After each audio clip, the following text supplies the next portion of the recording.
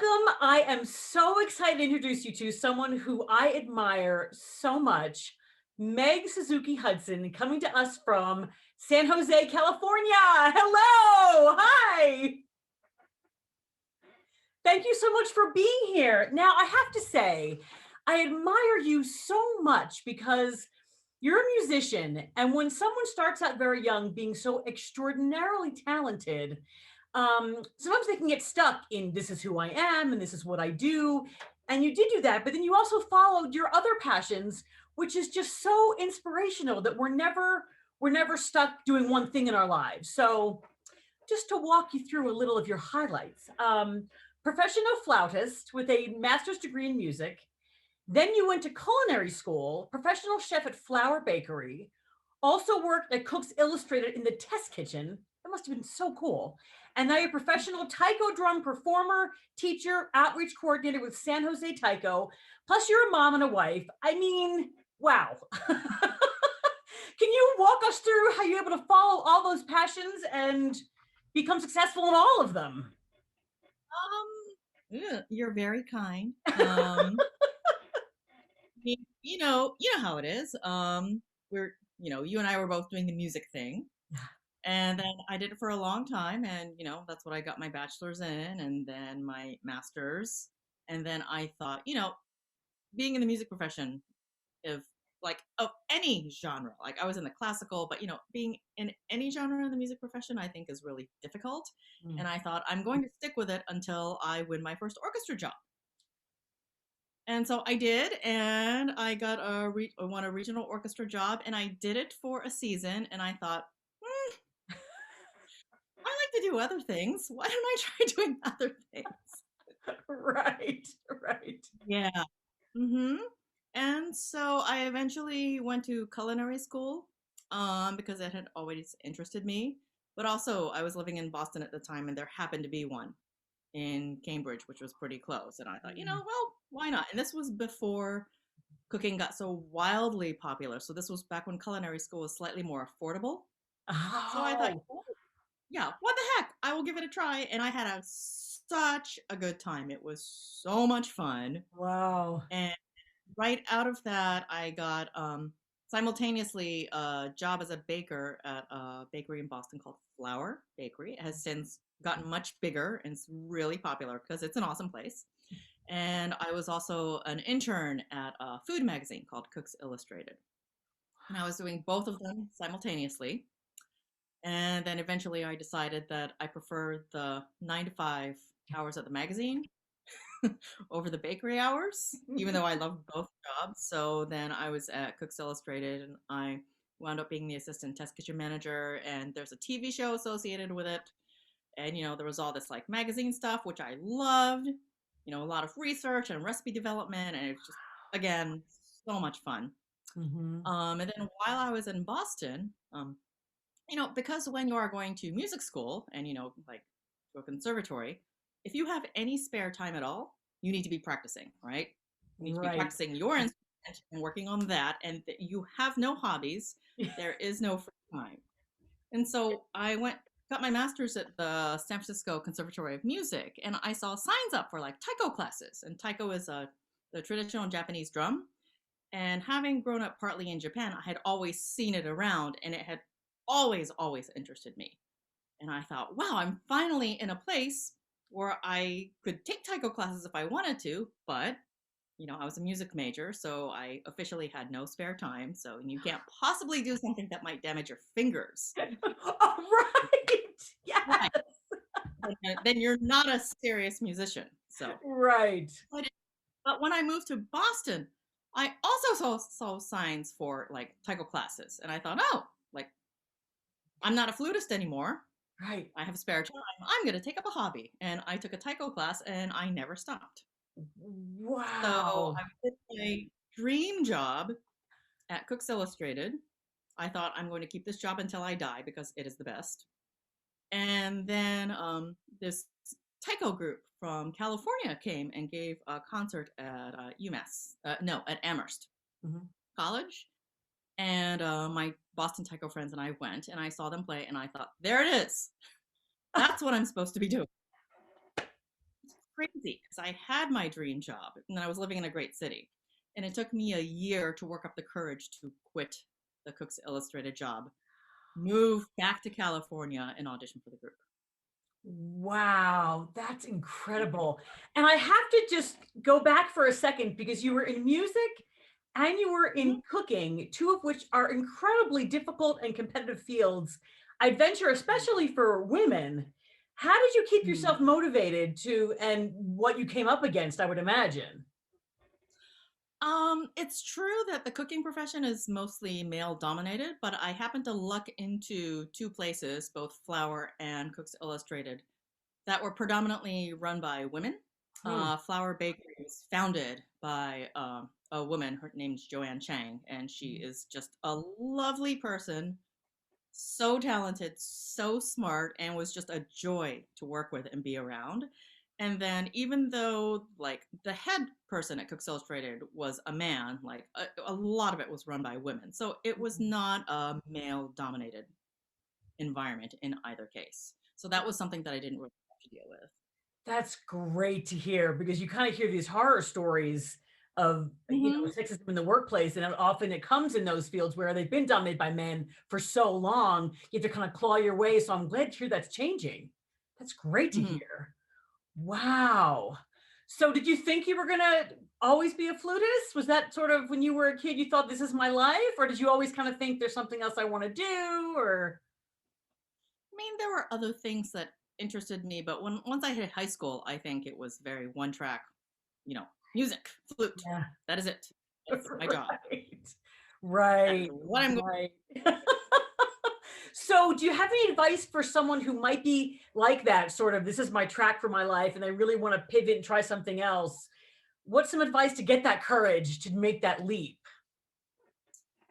I don't know if I should be giving advice about courage because it took me so long to move from Boston to California. But what I did, I don't remember where I got this mental exercise from, but I heard like you should make a decision in your mind, don't tell anyone, and just live as if that is the decision you have made and see how you feel about it. I love this so much. Go on, go on. And I was lucky that, at the time I wasn't married and didn't have kids and, didn't have a lot of other responsibilities. So I could sort of like play around with that in my head and, make decisions like that. But Mhm. yeah, I decided in my mind that I was going to quit the job at Cooks Illustrated and move to San Jose to audition for this taiko group that I knew almost nothing about. And yeah, and that made me very happy. So, You kind of like, see, sit in it, sit with it, and see how if you feel scared and not good, it's not right. But if you feel really good about it, then mhm, that's a sign that you should be doing it. yeah. Oh, I love that. Now, are you a believer in Plan B? Because you went out to audition not knowing you were going to even have a job or anything. So how did that work in your brain? I mean, obviously you made it, but you know. Um, Things that made it really easy for me to do this was that Cooks Illustrated was very generous and they let me keep working for them even after I had moved to California for about a year, maybe a little over a year. Okay. Because when there were events, Cooks Illustrated events in California, I got to go help out. Uh-huh. And then also, I wrote a couple cookbooks for them remotely. Wow. So Oh my God. that made it easy. Yeah. Back when remote wasn't the thing to be doing, right? Yeah. Right. Oh, wow, that's so great. And then also, having worked in a bakery and in food, I thought, if this taco thing doesn't work out, I could totally just go work at a restaurant. Yes, that's so true. Wow. Mhm. So Yeah. that's very good. So you had a bunch of things you could draw on when you went out there. It wasn't really all or nothing. Although I guess in your mind it really was. You were like, I'm gonna do this and I'm gonna do Mhm. it. Mhm. Wow. Well, mindset is so, so important. Do you have any, like, oh, go ahead. What were you gonna say? Oh, the other thing that made it easy is I think if I had moved out to California, spent a year, decided I was miserable and wanted to come back, I think I could have gotten my job back at the magazine. So that Ah, also, yeah, it was a right. bit of a safety. Yeah. So it's not so much because people will say if you have a plan B, you'll always Mhm. fall back on that. So it's not really a plan B, but a safety net is not the worst thing to Yeah, have either. So you're not yeah. homeless. Right. That's very good. Oh, that's so good.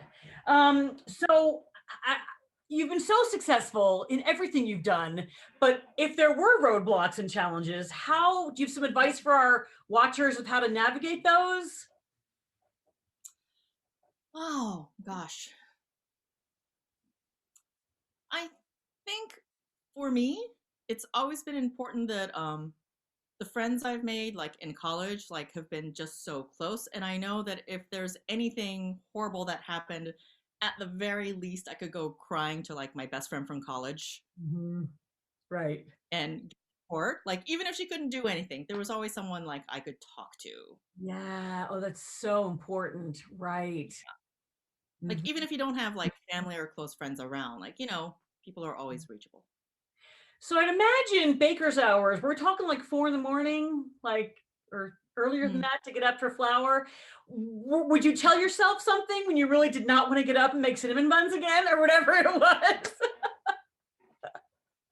The times I had to be at the bakery at 4 was when it was just me. I was responsible for opening the bakery.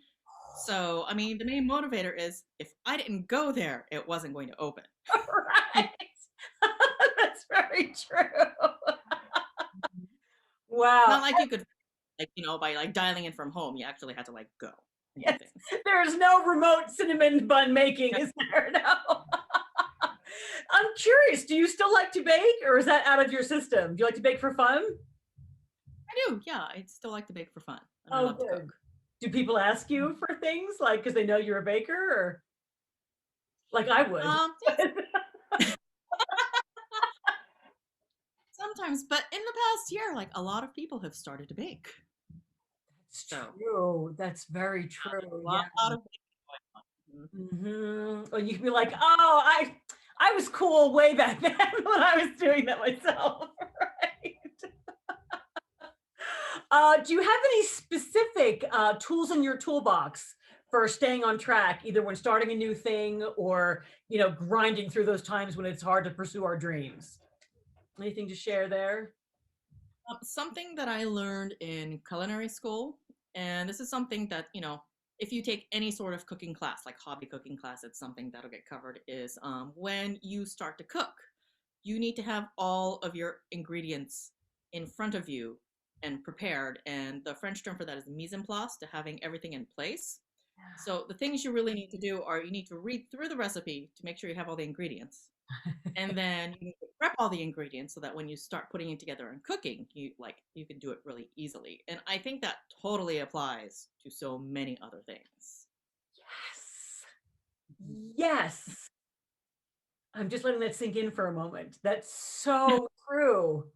And the whole, like, wash your hands, tie your hair back, all that stuff of really being prepared to do the thing 100% before you jump in. Oh, Because I I think never, we've all done a thing where you start a recipe and then midway through you're like, oh, I didn't see that ingredient there, and then you don't have it, yes, right? At yes, the very least, you have to read through your recipe before you actually start doing anything. right. So to translate that, it would sort of be, have a, if someone start a new business, have the business plan, talk to the people who know more than you do about having a business plan, and having as much information as you can before making the leap. Because I think making the leap when you're prepared isn't nearly as scary Mm-hmm.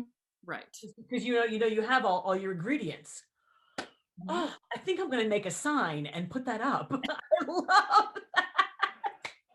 The other thing in when you're working in in a professional kitchen is, the supervisor or whatever just makes a list of the things you need to do, and there's just nothing as satisfying as finishing a job and crossing it off the list. So just like making a list, even if it's just so you can cross things off and feel good about yourself, I think helps a lot. Yes, I have put things on that I've already done just so I can cross it off because I love it so much. Oh, that is great. Wow. Wow. Kira, does your 6-year-old, does he help you cook in the kitchen? Is he a budding chef himself? Um, I could, not really. Part of it is because I'm a bit of a control freak in the kitchen. Like to have anyone else around. Gotcha. So yes, he helps occasionally, but I Right. need to, actually let him help more. Right. Well, he's only 6. He has plenty of time. I just didn't know if, he was like, let me help, whatever, knead the dough or whatever. Oh, fun. Oh, I remember those days. Oh my goodness. So tell us all about San Jose Taiko. Are there virtual shows we can see? Tell us everything. Well, things have slowed down over this past year, but we are still continuing some of our programs. We do have some taiko classes virtually, Mhm. and we do have some virtual performances. And all that information is on our website. It's just taiko.org, Taiko. Okay, we'll And have if it you down go, in the notes too. Okay. yeah, you can see a list of things. We don't have, normally, we would have like over 100 events a year. Like we do a lot of performances, both locally and we used to tour across the country a couple times a year. Oh, And wow. that's a lot of fun getting to travel with a group and, going to venues and to cool places. So we don't do that anymore, but we do have some virtual performances. Are you still meeting socially distanced to practice together? We were on break for a while, but we just started up again. And so we are meeting virtually mostly to work out because a lot of us have gotten kind of soft since March. At the very least, we are meeting regularly to do Great. our, yeah, but It is it's quite hard because, athletic, right? It's a quite an yeah, athletic thing to do. it Wow. is, yeah. Did that take And, some we don't, Go mhm, ahead. sorry, Did no, that take and some we don't, training for you? Did you have to kinda bulk up to Wow. you don't really need a lot of bulk to play taiko, so you don't have to be this, big muscular person, but you do have to have a fair bit of stamina. So yeah, so when Oh, I moved out and auditioned for the group, like you have to go running and you have to, be able to do a certain number of push-ups and things and be able to play like for an hour without dying. yeah. So that takes getting used to, but it's so much fun. I was gonna say, what do you like best about it? It just seems like I've seen them in person once, and it was just mesmerizing and exhilarating and uplifting all at once. It's got all the things that I like. It has music. It has I love drums. I love huge big drums and it has to do with my Japanese culture. And yeah, and there's movement involved. There's community involved because you get to play with other people and it's not just playing, there's a lot of movement and interaction and then you can see the audience reaction and it's just so much fun. It's Wow. funny. So, when you're little and you pick your instrument, I remember I was in like fourth or fifth grade, and band started in fifth grade, so you get to go pick your instrument.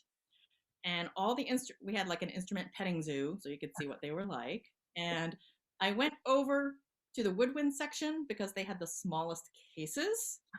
And there was a flute case and an oboe case, and I had one in each hand, and I was weighing it, thinking, I just want the smallest, lightest thing. So that's why I chose the flute. And now I play these big drums, and when you go for performances, you have to like pick up these 40-pound drums and move them Oh, around. My plan did not work out. guess not. That's so funny. Is that like a reverse karma or something? I don't know. In there somehow. Yeah, I guess so. Wow. I was gonna say, if you did you miss music when you were in the culinary field? Because I was gonna think if you miss it now, you get to rehone those skills again. Hmm. Yeah, Mm. I did miss it. So it's nice to be able to come back to it. And we do integrate some woodwind instruments into the taiko things. So there is a Japanese bamboo flute Which called you a play. takebue. You play that? Yeah, yeah. Are, And are it's there? like, everything on a Western flute translates to this. So Oh, good. Are there? I'm dying to see. Do you have videos up on YouTube or on your website or? yeah, San Jose Taiko has a YouTube channel with a whole bunch of videos. Oh my gosh, I cannot wait to watch you. This is so exciting. And then hopefully, once everything opens up again and I come out to California to visit my daughter, I can come up and see you guys in person. Oh, I would love that. Oh my gosh. There's a lot of groups in LA. So if your daughter, wants to go watch some performances or take a class, eventually she'd be able to. I would imagine it's probably good if you need to get some aggression out or anxiety out. Yeah? Would it be? Um, a lot of people do think that, oh, if you're mad, you can just, beat it out of the drum. But actually, it's kind of the opposite. Like, if you're mad, it like brings joy out.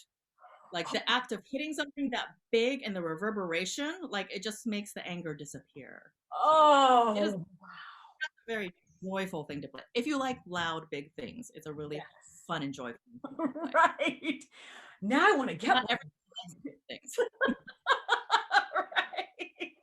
I really want to try this. I wonder how I'll have to look around when things open up again. If there's, do you know, is there anything in Denver? I don't know if you would know that, but There is, there is. there is a, yeah, Oh my there gosh. is I mean, a Buddhist church. oh my And gosh. I'll send you a info. Please That do. actually, so taiko again is a traditional Japanese instrument. So it was used for ceremonial purposes for just hundreds and hundreds of years in Japan. And it's only recently, it's a post World War II art form that came up where you take just a bunch of taiko, put them together with a lot of other people, and have composed, choreographed things. So that was actually heavily influenced by jazz. And that art form didn't start until the 50s, even in Japan. So yeah, so taiko came to the United States in the late 60s. There was a man from Japan who moved to San Francisco and went to the Cherry Blossom Festival and looked around and was like, hey, where are all the taiko? How come we don't have taiko at the Cherry Blossom Festival in San Francisco? So he started a group, and that was in the late 60s. San Francisco Taiko Dojo is the name of his group, and his name is Seiichi Tanaka. He's still around. The group is still going strong. And then right after that, a group started in LA at Senshin Buddhist Temple called Kinnara Taiko. And then the third group to form in 1973 was San Jose Taiko. And San Jose Taiko took elements of of both groups and came up with their own original thing. And then the fourth group to form, I think, was Denver. Oh, wow. Okay. Mm-hmm. All right. I'm going to do research. I am so in. Wow. Oh my gosh. I'm so excited. You're so inspirational. Thank you so much. What are you looking forward to when everything opens up again? What's number one on the list? I would love to go to a restaurant. Yeah. Or Yeah. to movies. Right? Yeah. Mm-hmm. That would be great. How about you? What are you looking forward to? I have not seen my extended family for but I guess it's 16 or 18 months now. And so I can't wait to hug my mom and dad and my brother. I'm really looking forward to, they're also in California. So it can be a one shop. I'll hug them, then I'll go hit some drums and it's going to all be great. Wow. It has been such a joy talking to you. Thank you so much for being with us today. We'll have all the taiko stuff out for everybody to see. Meg Suzuki Hudson, you're a gem. Thank you. Thank you. Thank you. Thank you so much. It was lovely to talk to you. Lovely to see you. Mwah. Bye. Thank you.